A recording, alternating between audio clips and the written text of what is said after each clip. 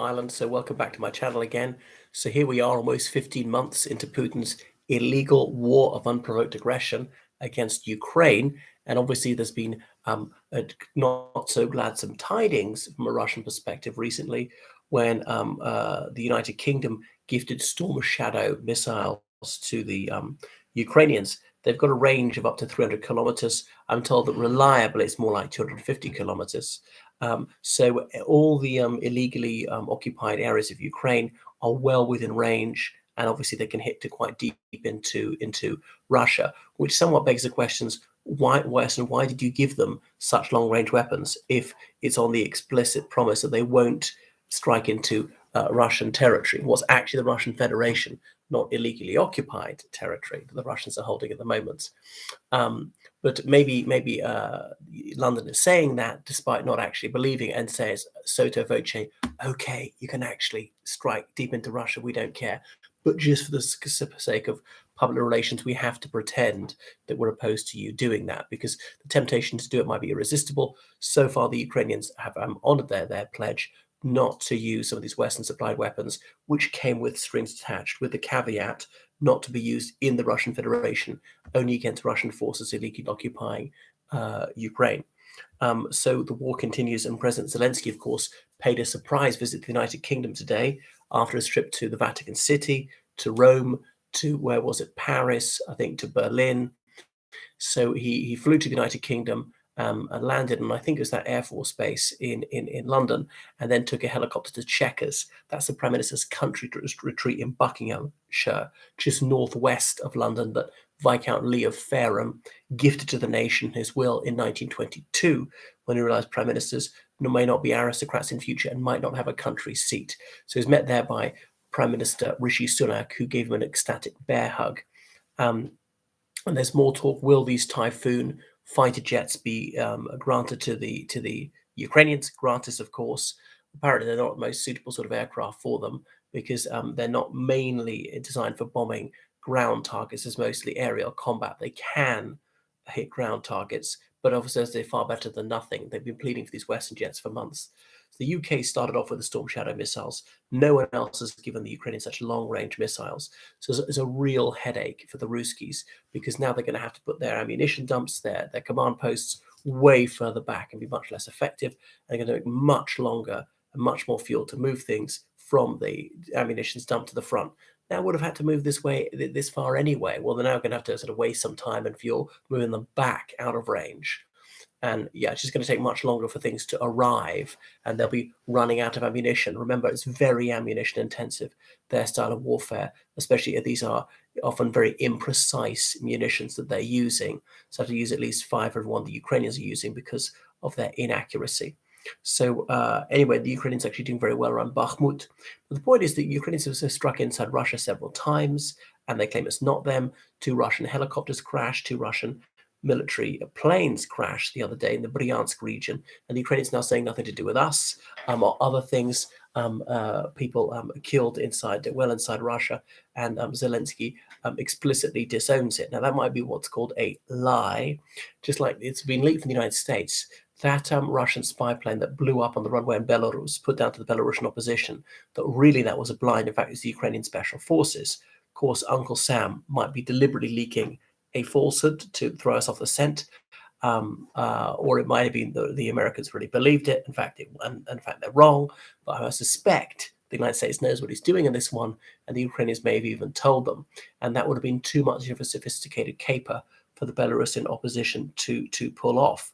Managing to take out a plane in a heavily guarded airbase in Belarus, which is sort of effectively, Russian territory.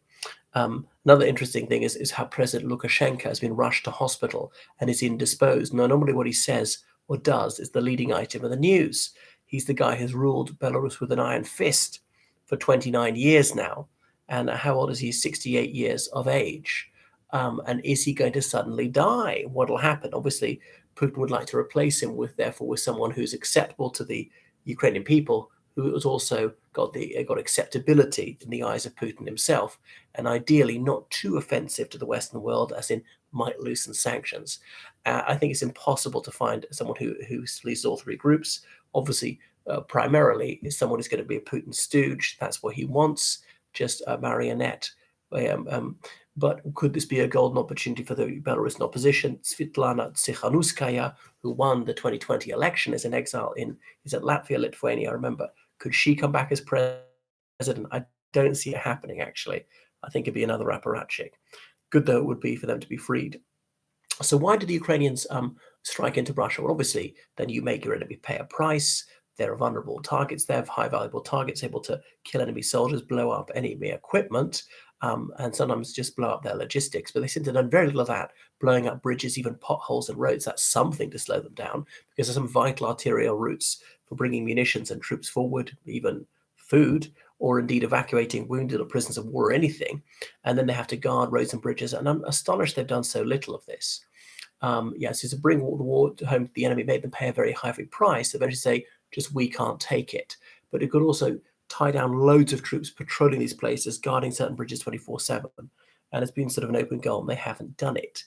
But they're denying it partly because they think, well, then that would play into Putin's story, like claiming, oh, we're defending our homeland. Well, the Ukrainians only started counterattacking once you invaded their country. For years, there was a lot of forbearance. Well, frankly, the Ukrainians didn't want to up the ante. They didn't really have the capability to do so. But now, they do counter-strike from time to time. That Putin might be tempted to say Belarus has to join the war. Lukashenko might reluctantly go along with it.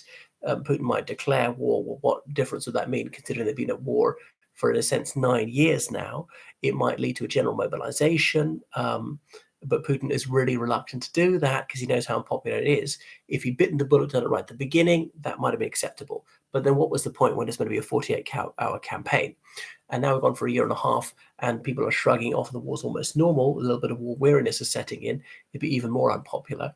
So he's trying to, conscript or get to at least volunteer the socially marginalized, ethnic minority people, poverty-stricken people in the isolated regions. And succeeding with that somewhat. Some guest workers from Central Asia, like Kyrgyzstan, Tajikistan, and so forth, people from prison joining Wagner Group. But if there was a general call up, there would be far more troops. That wouldn't make that much of a difference because the Russian army just doesn't have the capacity to train them, to arm them. And those who were sent forward in the front the last few months, they had bits and bobs of equipment, a helmet but not the right boots, or vice versa. Sometimes civilian trousers if they had a military jacket. And the equipment they were given had often been in storage for decades, was in very poor condition. Likewise, they've not maintained a lot of their equipment, their trucks even. So they wouldn't be as effective fighting force as you think, but that's better than nothing. And that mobilization last September, that in a sense did save the Russians from being driven back.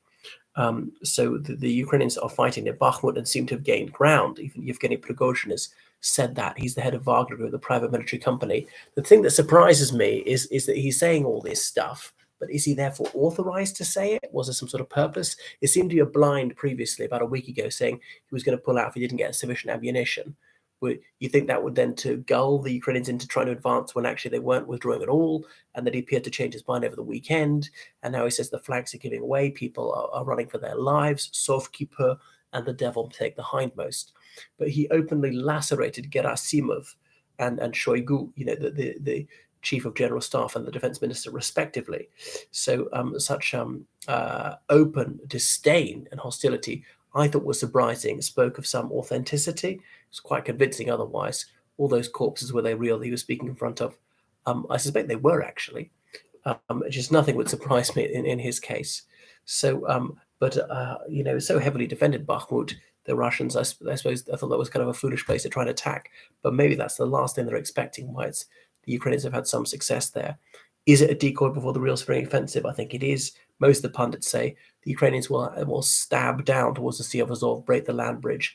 That is an achievable goal. Oh, they can't take Crimea, everybody says. And I agree, actually. But then again, we have repeatedly overestimated the Russian military. It's always a lot worse than anybody thinks. So I hope I've shed a bit of light on what Ukraine is trying to achieve by attacking into Russia, and why they will not acknowledge that it's they're the ones who are doing it.